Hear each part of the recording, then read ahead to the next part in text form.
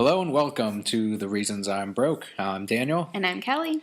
We've got the good book again this week. This is the one part of the month that we were really excited for, at least I was, because we got that one issue that we all know we're going to be talking about for a while. But we do also have some comic book news that we're going to be covering, which is pretty exciting because that brings some changes about for Batgirl.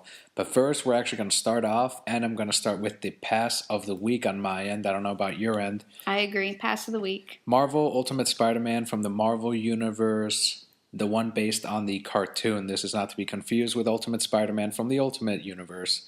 This one has a backup story. The second story is drawn by one of our favorite artists, Ty Templeton. However, that is not enough to save the book. I think we are going to drop it this week. It was on the chopping block. The first story was Spider-Man going up against a pie man. Yeah, and I've said it before, I think for a child who's just starting out, I think it's a pretty okay series. I think kids would find it humorous. For adults and, young adults, it's terrible. He goes to a baking convention with White Tiger because she's failing home economics or something. And this guy jumps out. He's like, I got superpowers to make pies, but they all suck. And he just starts throwing pies at people, and pointless. The upside on it, the art is actually pretty good. The art in this first story is by Nuno Plati, and I really like the way the book looks. Unfortunately, the story is not good enough to fit the rest of the artwork. Once again, you did have a Marvel mashup. Did you like this one? I did. I think, haven't we seen that one before, though? It looks familiar. I think we have seen it before, but it's The Thing, and it's the same panel of him eating a cake, and he just says, nom, nom, nom, nom, for like 12 panels. It was adorable. Yeah, that was The Thing. The original book was a Fantastic Four number 11 by Jack Kirby and Stan Lee, and they completely replaced the dialogue with what you just said. Nom, nom, nom, nom, cake. And like we mentioned earlier, the second story, Ty Templeton did the art. The story was by Carl Kessel. What'd you think about this one? Once again, what happens is they find some artifact and they bring in Peter Parker to look at it because he's, a science genius. And while they're looking at it, an alien crashes on Earth and seemingly starts to attack everybody. And somehow Spider-Man manufactures a translating device from this language that they've never heard. Yeah, this will be the last time we talk about the Marvel Universe's Ultimate Spider-Man, once again based on the cartoon. Ended already, yeah, we liked it. Yeah, I enjoyed the cartoon. I think it's up on Netflix too now, isn't it? I think so, I'm yeah. pretty sure it's up on Netflix, so catch it if any of you have Netflix. I really enjoyed that. Speaking of the shows, DC Nation, like we mentioned, they officially did an announcement reminding everyone that DC Nation is coming back in January with the Batman Beware the Batman TV show. We're really excited. It's weeks away. You're going to definitely hear us talk about that show because we're huge Batman fans. Next, we have Adventure Time, Marceline and the Scream Queens. This is number 6 of 6, wrapping up the story. It was written by Meredith Gran. Your thoughts? It was finally an end to the story. It more or less gapped the friendship between Princess Bubblegum and Marceline. I thought it was kind of a weak ending still, like the rest of the book kind of ended up being. The whole story, I felt it started out pretty good, and then it just kind of... The whole story is Marceline dealing with her insecurities and how she only ever wants to hear good things, but how sometimes hearing criticism of your work is actually good for you. We had LSP in this book, though, and that was the one redeeming quality I felt. I love LSP. Feels like it was a book written for girls, though, all about insecurities and friendships. But you as a girl, did you take more out of it than I did? I don't have insecurity or friends, so... but yeah, I can see where you're coming from. I don't know, I don't think it was strong enough to really... Maybe if you're 12 and insecure, it would inspire you. But as far as older readers, I don't feel that the story was strong enough. Very teenage drama. Yeah. Absolutely. Next month, though, Fiona and Cake, like we mentioned in the last podcast, they do another advertisement at the end of the book. Just reminding you that is the next miniseries that's coming out in the Adventure Time, not to be outdone by the main series, which is much better. Also, some more indie. IDW's Teenage Mutant Ninja Turtles. This was number 17. And it has the story by Kevin Eastman and Tom Waltz. Art is Ben Bates. I know you weren't following TMNT before the last month's issue. I wasn't, and I did really enjoy last month's. I enjoyed what you saw of their characters and the struggles that they were going through. And then I got to this one, and I can't say that I was blown away. It is a filler, and I understand that. But all these Zelda people running around, and I don't feel like it's as strong as it should have been building off of that last issue. It gets extremely sci-fi with this one. You get people from a different dimension coming in, and you got the Turtles kind of getting wrapped up in all of that. More of Krang, so if you're a fan of Krang and you like Krang, you're going to love this issue. But otherwise, it wasn't so much dealing with the friendships and the decisions that the Turtles needed to make. Like in the last issue, you see Michelangelo, the friend he ended up losing, kind of reminds you of what happened in this issue with that. And Splinter's reminding the Turtles as well that we are a group not motivated by greed or money, but by our friendship and the sense that we are a family. Our friendship with Casey Jones, with April O'Neil. So that was kind of cool. I thought that was the best part of the issue. Other than that, though, nothing too good here. We're going to see what happens in the next issue, but otherwise, this arc, I'm not entirely thrilled with how it started. Zelda people. That's what they look like, all of them. Zelda people, yeah. They're Zelda people. Yeah. Oh, and your favorite Blue Man. Yes. Before Watchmen, Dr. Manhattan. This is number 3 of 4. Written by Michael Straczynski. Adam Hughes, the art, really good. Mm-hmm. It was a beautiful book. It continues with the same line of the others, which I don't think is bad. It's not as strong as Silk Spectre, but it is one of my more favorites of the Before Watchmen. It's following Dr. Manhattan and how he wanted to change what had happened to him.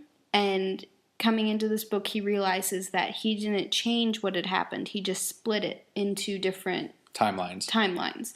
So he's essentially created an infinite number of timelines of his life because of different decisions he had made. Yeah, what I was kind of hoping out of this book in general, I wanted to see more of Dr. Manhattan pondering his existence and himself, and you saw a little bit of that in number 1, but they didn't carry that over to number 2 and number 3. I think that's what I like most about Dr. Manhattan, in Watchmen.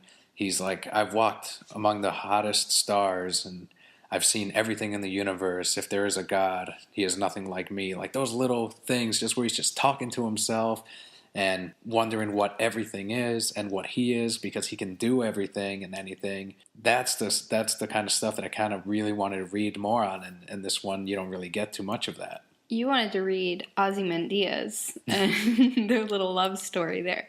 My one criticism with this book, though, is they kind of have his backstory with his mom, and I felt that was very just thrown in there. Yeah. I didn't care about his mom or his dad or him or the circumstances that led to everything. I also feel that moving forward, that event that happened with his mother didn't affect him at all because you never hear mention of it in his adult life, and that's a pretty big deal. And here's the thing, too, is I know with Before Watchmen, they're trying to add more to the Watchmen story, and they're doing that through kind of the prequel part of it, through telling parts of the story that they didn't tell in Watchmen. And it feels very forced. Does it feel forced because it actually is, or is it because we already know the story to Watchmen that it kind of ruins whatever we would have? I would say that it feels forced because it actually is. Because Silk Spectre, until you hit that last issue where it just ended, that I felt was phenomenal writing. Totally built up the character. They handled that so well, and I don't feel like they've done that with all the rest of them to that degree. Is it because there's not really a way to do that? I'm not sure. I don't know if it was easier with Silk Spectre to get that emotion out of it, but I haven't felt that from the rest of them. Yeah, overall, you're still liking Dr. Manhattan? Yeah, he's my favorite Blue Man. We just went over this. I do. It's still a good book. It's not as good as I would have wanted it to be, but I would still pick it up. We also got Rorschach. This is number 3 of 4, written by Brian Zarello, of course, and Lee Bermejo did the artwork. And this one did more on the... Actually, he asked the diner lady out on a date, which was the love story you were hooked on already. Yeah. Because she took him to the hospital in the last one, and he comes in, and he's like, I really didn't need you to do that. But you want to go out to dinner. Anywhere you want to go, even if I don't like it. I thought he was kind of charming. A little bit as charming as Rorschach can be, I think. This dirty, nasty, smelly man. Even if I don't like it, just pick a place. But the killer will be revealed in the 4th and final issue, and I think there's going to be tragedy between Rorschach, this diner lady, and the killer. Right. The killer, they do also hint at that it's somebody that we know. So I'm assuming it's somebody we've seen in the book somewhere. At first, I thought it was going to be the his dining lady. Really? Yeah, like just a little twist. No. I guess I was wrong. Yes, you were. I love the cover, though. That was my favorite. It is a cool cover. It's really cool. I love how, especially it leads right into the next page. Brilliant. I know you really like Harley Quinn, so I'm going to let you start off on this one. You love Harley. What are you talking about? Suicide Squad number 15. We picked this up just to continue with the death of the family Joker. So that's the only reason that this was purchased. Don't purchase it. It's not my pass of the week, but it was bad. The writer, Adam Glass, apparently has a lot to answer for with Kelli. When he gets to hell. I had forgotten about this book with the pass of the week, which was my SpiderMan. But this was pretty awful. It was really bad. Here's the thing, though. It wasn't as bad as number 14. So, in a way, this almost looks like a good book. If we only had this book and then number 14, this would be my pick of the week. So, it looks like shit instead of vomit, is that what you're saying? Like, comparatively. And Joker's face falls off at one point. Because she smashed it. Here's my thing about this book. This is not Harley Quinn. You can say she's cured all you want. You can make up excuses. She fell into the vat and blah, blah. This is not Harley Quinn. I don't know what this is, but it's not Harley. Harley, when it comes to the Joker, can never be cured. Ever. They also introduced this idea that Joker's had previous Harley Quinns because of the cell that he shows. And he's just messing with her head. I'm like, you think so? Yeah. But he's trying to also make her into everything that she can be, just like he claims he is now. He's transformed into his ultimate maximum self where he doesn't feel pain. He just reacts and has everything planned at the same time. But then they start beating each other up and biting each other and ripping pieces of flesh off. It's ridiculous. It was, again, my biggest issue with it. And if any of you read it and you're fans of Harley Quinn, this isn't how Harley would act. It's, she's all, you're not really the Joker. This isn't what he would have been like, blah, blah, blah. It was terrible. One thing that would have kind of made it better, and I'm sad they didn't do it, is when they're in the cell showing all the previous Harley Quinns, I wanted to see her old costume. That would have been cool. That, I would have given the book props for that, and they didn't do it. So it just sucks. It's all right, though. We're getting into better books now. And this also leads us into some of the DC news from this week. Batgirl number 15, written by Gail Simone. This is the wedding between Batgirl and the Joker. Mm-hmm. This was the issue after Joker kidnapped Barbara Gordon's mom and cut off her finger. I really, really enjoyed that issue. I don't feel that I enjoyed this one as much. I guess I don't really understand the Joker's reason for having to marry her. I don't understand. Well, at the very end, it all ties into that story that it was telling the lady in Arkham. Right. I didn't understand that story either, though. I felt that was rushed. Like it was just kind of thrown in there. It wasn't transitioned well. Well, regardless, this is all set up for James Gordon Jr. Yeah. That's going to be the big story after this, which Gail never got to, and she was doing a bunch of setup for that. What is with James? Why did he set Batgirl up with Joker in this trap? And there's one more issue of Batgirl. I think this is it's going to be the last one that Gail writes. Is going to be number 16, which is next month. And that's going to be the last Death of the Family tie-in for Batgirl. What I really want to see is how James Gordon saves Batgirl. Because halfway through this, he's like, you know what? I think I have to save her. Yeah, I have to go help my sister. And not only does that show that he's completely sane compared to the Joker, but... Well, it also shows, though, because he has a line in there where he's pissed at the Joker because he's the one messing up his family. He doesn't want that. He wants to be the one that messes them up. So you could translate it as he cares about them, but it could also be he just wants that satisfaction for himself. Yeah, and while we're talking about Gail Simone, she did put up a tweet on December 9th. It said, on Wednesday of last week, new Batgirl editor Brian Cunningham informed me by email that I was no longer the writer of Batgirl.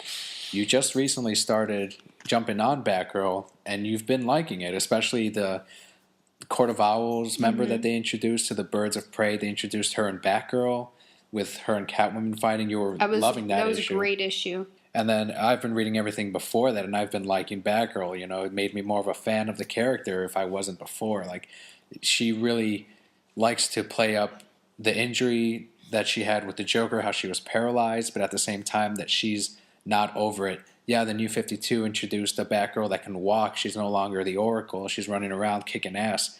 They're not going to leave you with that. Like, okay, she's good now. Watch her fight. Watch her beat up all these people. No, she has problems. She has mental issues with this. And in this issue, you saw some of that because she punishes the Joker in ways that she felt he deserved it. And she's saying, you know what? I'm not Batman. The rules don't apply to me. I'm going to fucking kill you. And that's one of the things that I love that she plays up about Batgirl is, and I know I've said it before, her dad's a cop. She's grown up her whole life understanding that using guns to defend yourself and killing people is, while it's not okay, sometimes it's necessary. And in those situations, it's forgivable. You're right, absolutely. And Gail Simone is one of the best female writers in the comic book industry. Wherever she ends up going, you're going to see a bunch of fans following her. I'm not going to say this is DC's fault because DC didn't fire her. It was this editor. But at the same time, if they don't offer her something after this, something good, or at least bring her back on the Batgirl book later on in the future, you know, a lot of people are going to be upset. A lot of her fans, especially, even now, they're sending a bunch of emails to DC and the editor, nasty emails to the point where she had to tweet and be like, stop, guys. Wow. Yeah, she knew Batgirl, you know, backwards and forwards.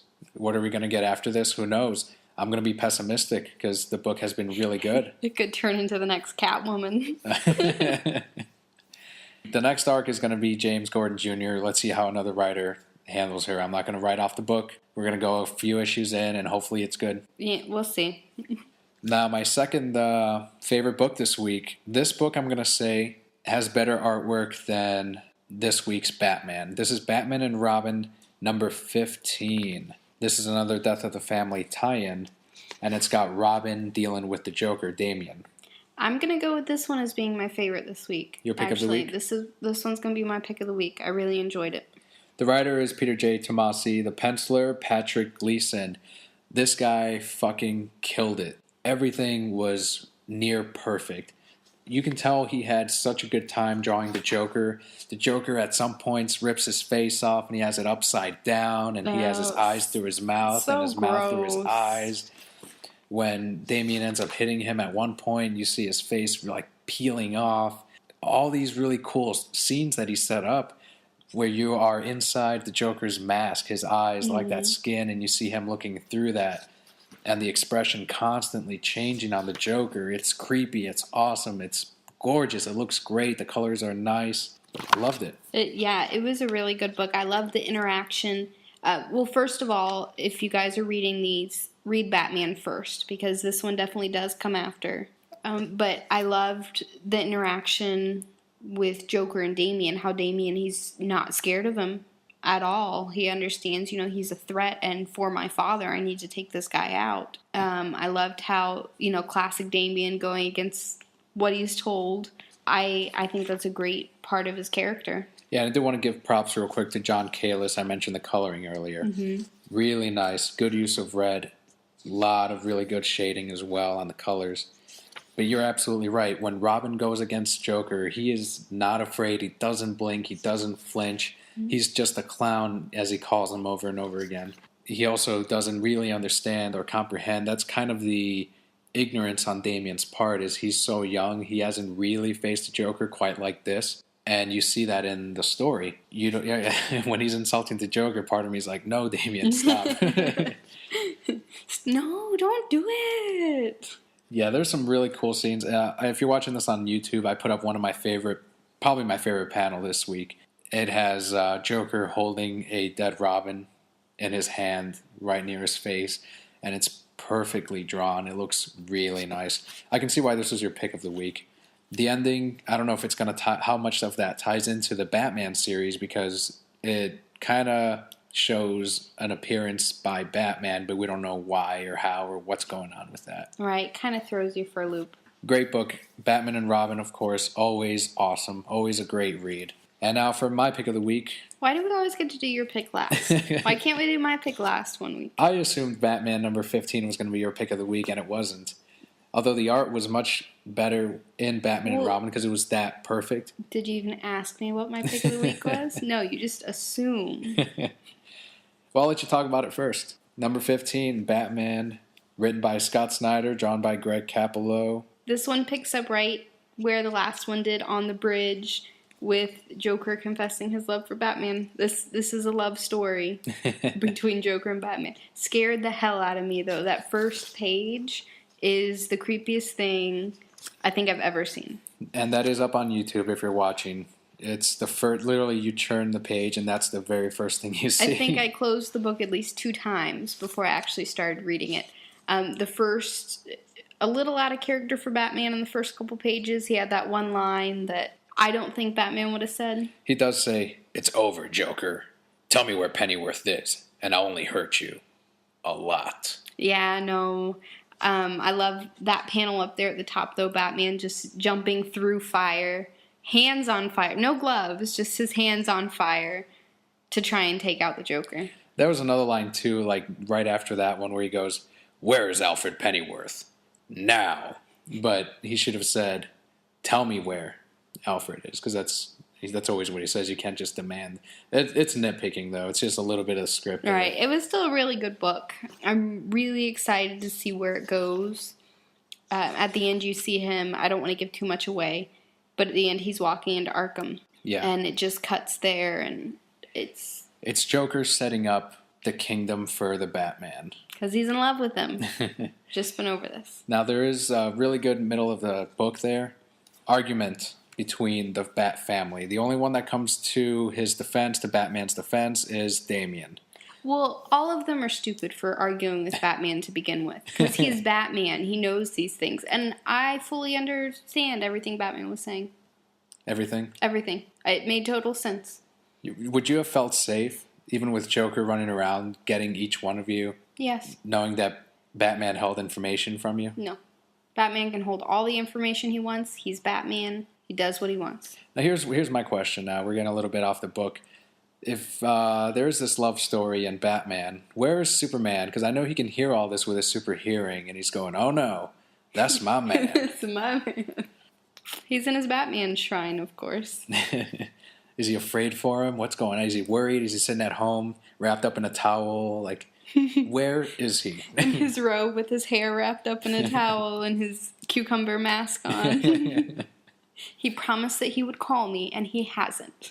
Speaking of Superman, we've actually got something cool to talk about. Everyone's been talking about it. Man of Steel, the second trailer. If you're watching this on YouTube, hopefully I found a downloadable version of the trailer and you're watching it now. If not, annotation right there. How cool was that trailer? That was amazing. I'm really, really excited for it. I loved when he shaved his beard, and he just looked super gay. This isn't Superman. Oh, wait, there he is. My favorite scene of that whole thing, though, was where he's in the snow and he just has his hands on the ground and it all starts to move. I thought that was magnificent. Right before he takes flight, you see these little like specks of sand or snow, whatever that was, start swirling. That was really cool.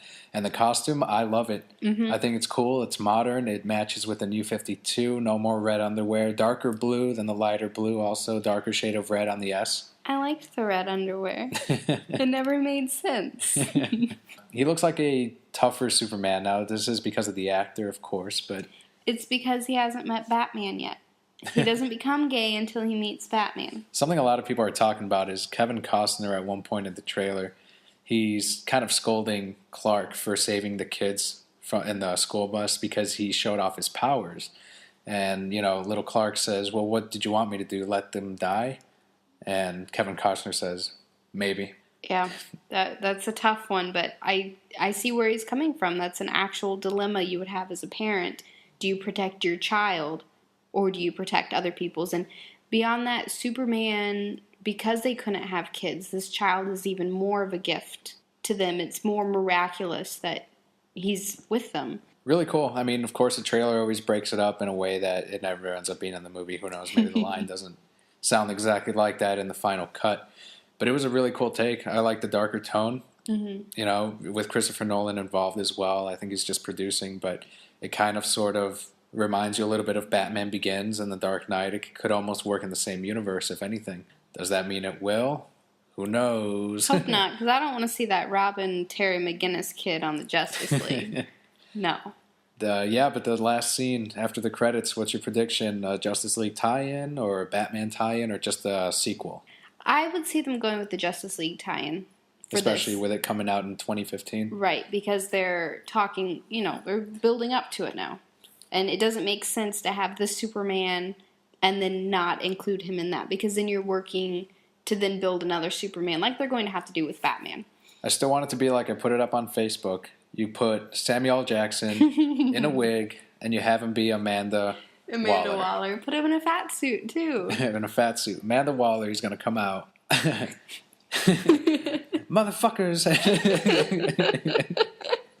Motherfuckers at Cadmus know all about you and your Justice League. Can you have an eye patch, too, please? And he can have an eye patch. Yes. Perfect. Your Justice League initiative. Cut to black. Oh, that would be perfect. And since we are nearing the end of the year, our Game of the Year nominees or picks.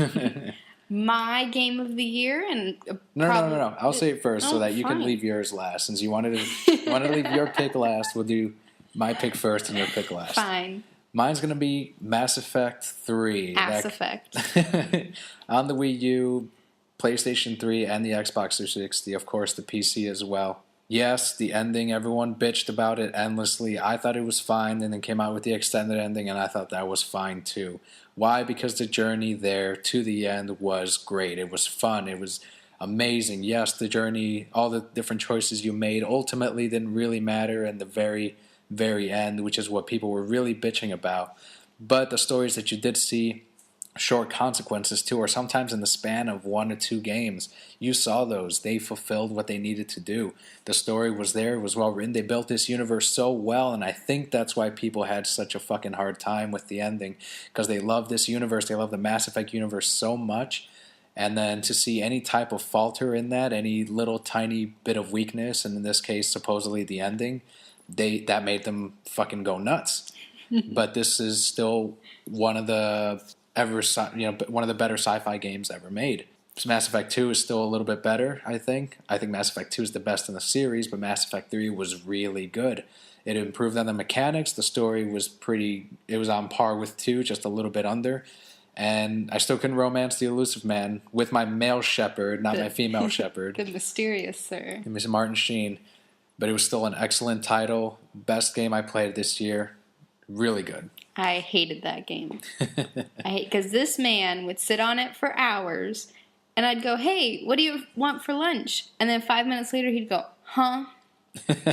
And that's how our days went until he beat it. What do you want for lunch? Yeah. Exactly. And then half an hour, well, where's my lunch? You didn't tell me what you wanted. My pick of the year, which is way better than your Ass Effect, is Rhythm Heaven Fever for the Wii. I loved Rhythm Heaven on the DS. I think this is a very overlooked game. I believe they improved on it in some aspects when they moved it to the Wii. They made it worse in some games. That stupid rapping game I could never beat. Yeah. I hated that game. But it was so much fun. I played it for hours. It was my Ass Effect. And the graphics, they kept them on par with that of the hand-drawn. They didn't change it. It was nice. Right. It's a really easy game to pick up. It's really easy for kids. I liked that if you fail enough times, they just let you skip it. Just go on to the next one. Which was nice. It's a whole lot of fun. I think it'd be fun with a lot of people, too. I don't remember if there was multiplayer on it. I think there was like some aspect of it. Some aspect. It was a whole lot of fun. And just to let everyone know, she got like an A or whatever, the gold rating on every single one of those mini games in the DS version. I did. She was a Rhythm Heaven master. Not the one that it glitched on. Yeah, that was weird. I literally have one where I can get it all perfect, and it's like, you did okay. Like, what the fuck are you talking about? I did amazing. This game was my bitch. But yes, the DS one, that was a lot more challenging than the one on the Wii. It was still so much fun. I think it's only like $12 now. Yeah, go Brand buy it. Brand new, 12. It's amazing. Buy it, yeah. And I think those were our picks of the 2012 best games: Mass Effect 3 and Rhythm Heaven Fever. Any honorable mentions? Honorable mentions, you can go ahead and go first. I got to think about mine for a sec. I enjoyed Pokemon, but I always enjoy Pokemon. Working on that Pokemon tattoo. I still haven't beat it. I'm not going to lie, guys. I got busy. It's the holiday season. Who has time for anything? Yeah. But I did enjoy that a lot. Have you played the Kirby? We bought it forever ago. Yeah, I started playing the first game. I'm starting with the oldest game in that Kirby collection and then going to the newest. And it's cool. It's pretty much like an emulator, like exactly how you would play on the Virtual Console on the Wii. When you pause it or when you save, it has the exact same mechanics as the Wii did. It starts you right back off at the beginning of where you saved. So it's not like it's an on-disc save. It's more like on the system. It works, like I said, a lot like an emulator. It's literally like 5 Virtual Console games, somehow on a disc, but somehow on your system. It's interesting, but it looks cool. And you can put all kinds of borders around the game as you play it in high definition if you're playing on the Wii U on a nice television. I like it. That's cool. I want to play Kirby 64. That's the only one I've ever played, but I loved it. Honorable mention, since we're talking about Kirby, one of the really good DS games this year was Kirby. I'm going to call it Kirby Mass Effect because that's what everyone was calling it. Kirby Mass Effect. That was on the DS. That's where you controlled a bunch of different Kirbys and you together beat up bad guys, beat puzzles. That was a really cool game. That's a good honorable mention. Was that this year? I'm pretty sure it was this year. If not, I'm sorry, everyone. If it's 2011, then I'll pick another one. Black Ops 2, still, I'm going to go ahead and say not quite yet as good as Black Ops 1. I'm still playing a lot of multiplayer on it, but it's still a lot of fun. They improved on the kill streaks. I'm going to say the kill streaks are better. It's not based on how many kills you get. It's more on a score. If you get a UAV and people kill people while you have a UAV, you get 10 points. Those 10 points count towards your 1,500, whatever you end up setting up, your 1,500. I think I have the RoboCop, as I call it. Fucking RoboCop. The little robot drone goes around killing motherfuckers left and right. That thing is awesome. So the multiplayer has improved in some parts and it hasn't in others. There's still lag, but that always happens at the beginning of every Call of Duty. Once they get that multiplayer down, then it ends up good. And the other honorable mention I'm going to go ahead and say is New Super Mario Bros. Wii U. Mm-hmm. That is a cool game. They found out a really good way of integrating the controller by making you make platforms. I think the other player has, a pretty good amount of fun following along as well. I don't know if it's better than controlling another character. I like it better because I suck at Mario games. So I get to make him little platforms for him to jump on. And then sometimes I mess up and then I get yelled at. Or sometimes I fuck up and then I end up off the screen, but somehow you make a platform underneath the screen somehow. And I just keep jumping and yeah. You have any honorable? You said Pokemon, right? Yeah, I don't play a lot of games. Rhythm Heaven, still go pick it up. Pokemon, You're about 70% done with Adventure Time. I am, but I got stuck on Marceline. Well, now you know how to beat her. You looked it up. I did? Yep. Oh, I gotta look it up again. The Sims 3 on PS3, that didn't come out this past year, but that's a great game. What else came out this year? Not a lot because of the Wii U coming out, so not too much came out on Nintendo, and you got the new Xbox and the new PlayStation next year. So it was a little bit drier than most years, but still a pretty good year for gaming, I think. Far Cry 3 was a sleeper hit. It's supposed to be better than Borderlands. It's supposed to be awesome. I haven't tried it yet, but there you go, better gamers. Than Far Cry. So yeah, I think that's pretty much it for this week's podcast. Really good comics. Again, my pick of the week was Batman. Yours was Batman and Robin. Yep. Excellent titles. Really good week. Gail Simone, wherever you end up going, we're going to pick up your book, whatever you decide to do. Mm-hmm. And I think that's pretty much everything. Yeah, thanks again for listening. Tune in again. Let us know what made you broke this week. Follow us on Twitter @ReasonsI'mBroke, #ReasonsI'mBroke. Leave us a comment. Let us know how we're doing, how we can improve, what you'd like to see. That's it. All right, thanks for listening again. See you next week. I'm Daniel. And I'm Kelly.